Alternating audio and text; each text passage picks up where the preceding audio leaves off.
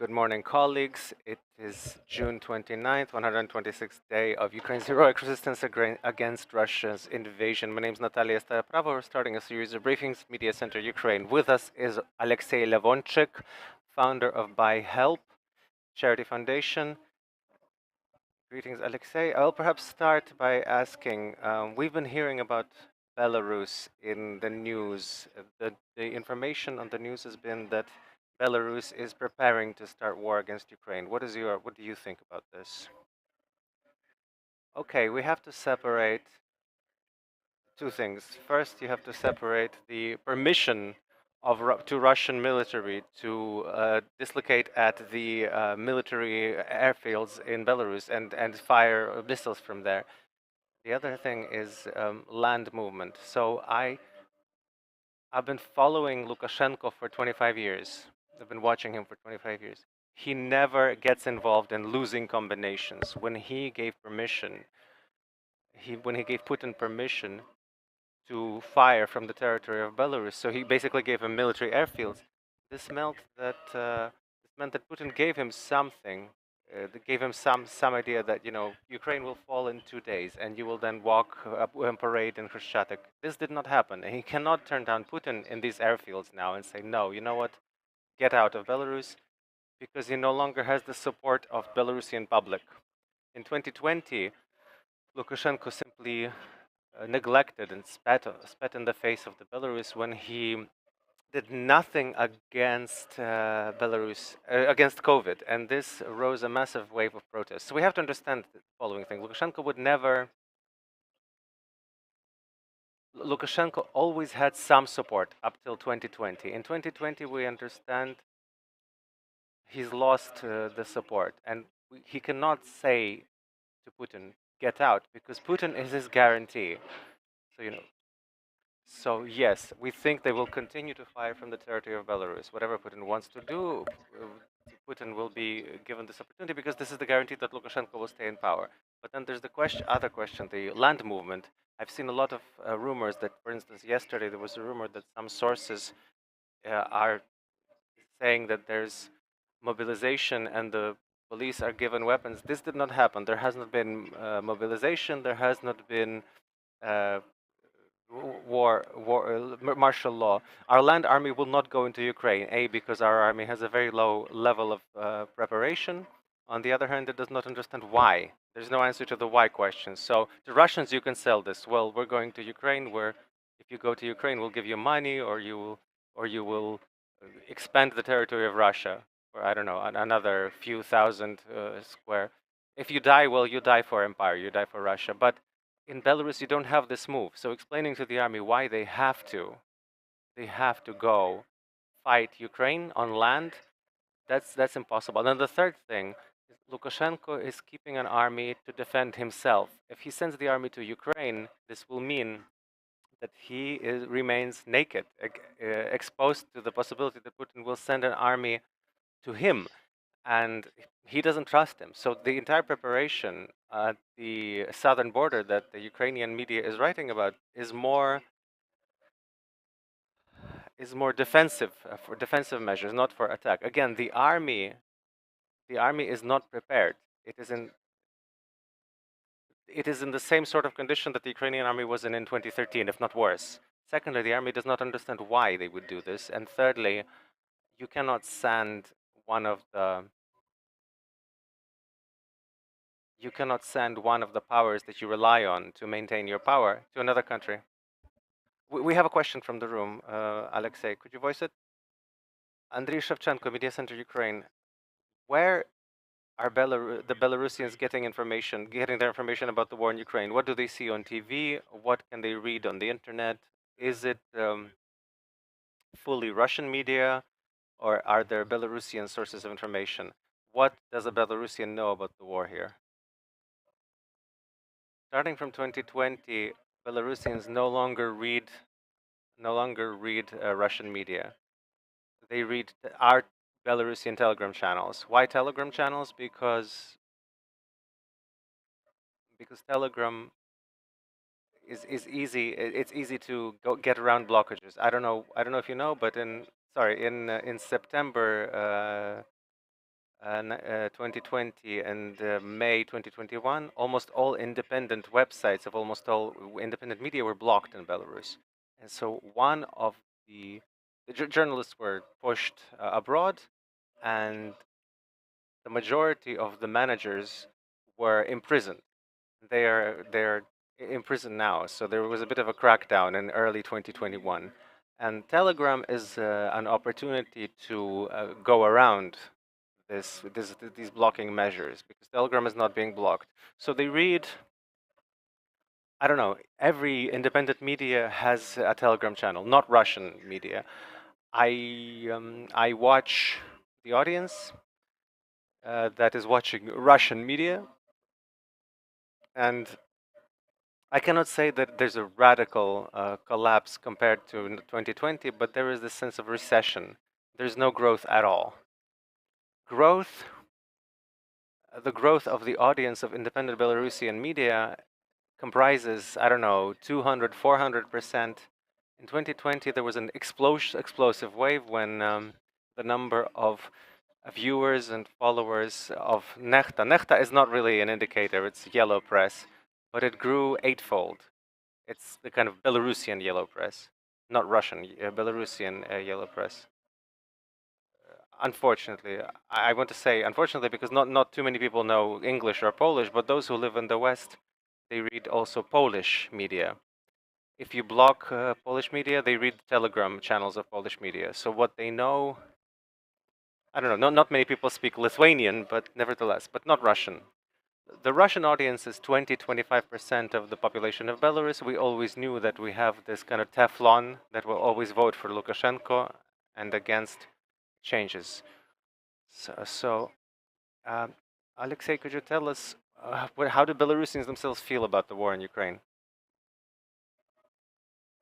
About 90%, even the Teflon that I've mentioned, if we talk about independently minded Belarusians, they understand that this is a war crime and that this attack was completely unprovoked. If we talk about the Teflon, the Lukashenko Teflon, well then Lukashenko, in the Belarusian mental code, there is this statement: just as long as there's no war. This continues from 1945, because like a quarter, perhaps even a third of our population died then. And even this Teflon, the pro-Lukashenko Teflon is saying, well, why is the regime entering this war, and why are we being smeared with this muck? So the situation after what happened in 2020,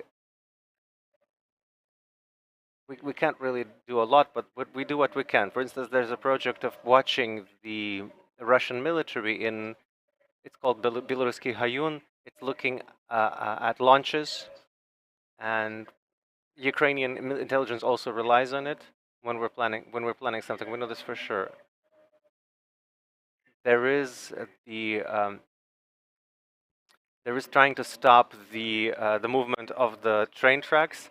I'm not saying this is any kind of mass events, but for a country that's in a condition of Turkmenistan almost, we've degraded from a condition of an autocracy to the extent of almost Turkmenistan. A lot is happening. We're doing what we can, so to speak. Many Ukrainian activists are calling Belarusians to arise against the regime of Lukashenko and Putin and not to fight against Ukraine. In your opinion, will Belarusians create some kind of protests against the war in Ukraine?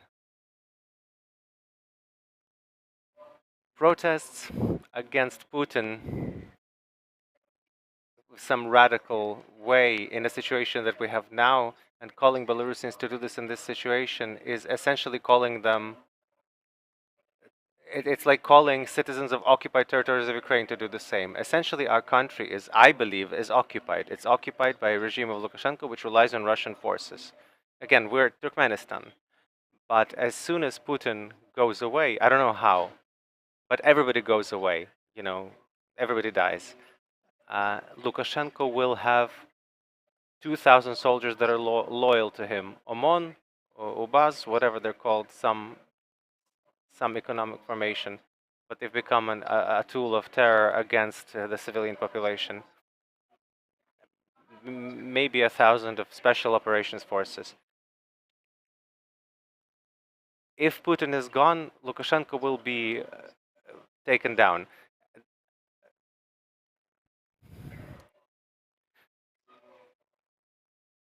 Until then, sending information like through sources like Hayun, do some kind of support with money, with technology.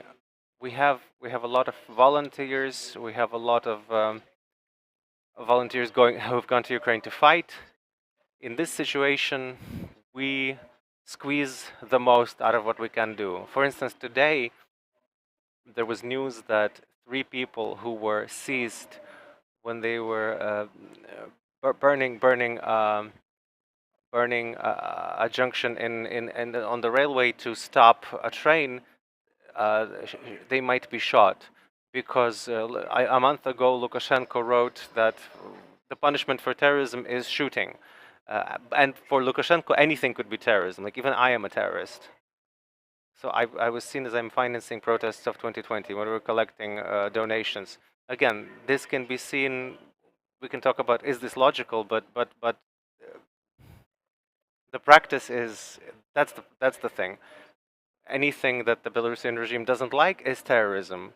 For terrorism, you may be shot or you may get 15 years in prison. So I think that the fact that Belarusians are still doing this, are burning infrastructure, is a good thing. Sure, there could be more. I think there will be more.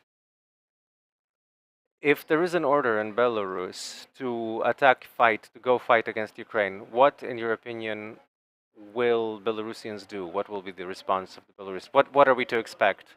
I will say that this is a very hypothetical question. There won't be such an order. Lukashenko knows the condition of the army. He knows that A, it's demoralized, B, it does not understand why, it doesn't understand the point of this. And he understands that even if he sends someone, they will probably surrender, most likely. He knows this. He's a sly fox. He's survived in power for 26 years. He knows where to place his bets. But I think if we take this completely hypothetical way out situation, that let's say there's an order, the Belarusian army goes in, again, the likelihood, in my opinion, of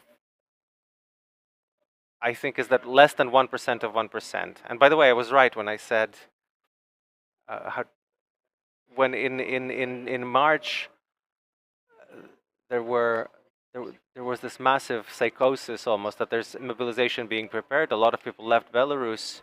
They went to Russia, and then from Russia to Tashkent, because Belarus and Russia have an mutual extradition treaty, just so as not to be mobilized, um, so as not to be sent to Ukraine. Thousands left, but back then it was this kind of, they were rumors. So I always wrote that it's unrealistic in this condition when the Russian army is losing that Lukashenko will try to jump in. Uh, Lukashenko sees Russia as only, he cannot tell Putin to get lost. He cannot tell Putin to no longer use Belarusian airfields because he no longer has the support of his citizenry, which is why Putin is a guarantee for him. But he can still not get the army involved.